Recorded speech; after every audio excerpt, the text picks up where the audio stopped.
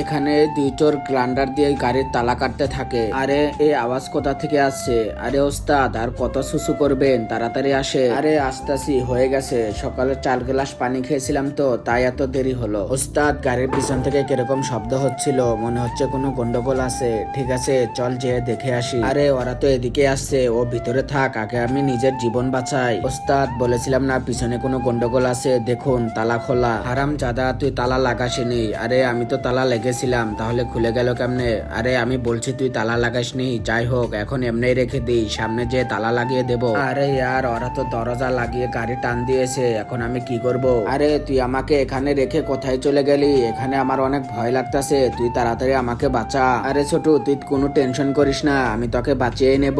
কিন্তু তার আগে তুই একটি কথা বল, গাড়ির ভিতরে কি মাল আছে? আরে মালের গুষ্টি মারি, তুই আমাকে তাড়াতাড়ি বাঁচা। ঠিক আছে, তুই দাঁড়া, আমি এখনই আসতাছি। আরে ওস্তাদ, পিছন থেকে আবার শব্দ হচ্ছে। আরে বোধা এটা মালের শব্দ, দেখছিস না রাস্তা ভাঙ্গা, সেজন্য। ভাই তাড়াতাড়ি গাড়ির সামনে দাঁড় করিয়ে দিন, আমার ভাইকে বাঁচাতে হবে। তখন সে তাড়াতাড়ি করে দরজা খুলে দেয়। আরে ভাই তুই এসেছস, তুই আমার জান বাঁচিয়ে নিছস। বাঁচাবাঁচি পরে আগে মাল চুরি করে। আরে ভাই বেঁচে গেছি, এটাই তো অনেক বেশি। আজকে আর মাল চুরি করতে হবে না, মাল তো আজকেই চুরি করব। তুই ভিতরে ঢোকে। আরে ভাই আপনার মাল নামিয়ে নিন, এই দোকানে মাল নামবে না, শহরের দোকানে যে নামবে। আরে দরজা দেখে আবার খুলে গেছে। তখনই ড্রাইভারটি দরজা লাগিয়ে দেয়। হারাম জাদা, আমি তখনই বলছিলাম আর চুরি করা লাগবে না, এখন দুজনই ফেসে গেলাম।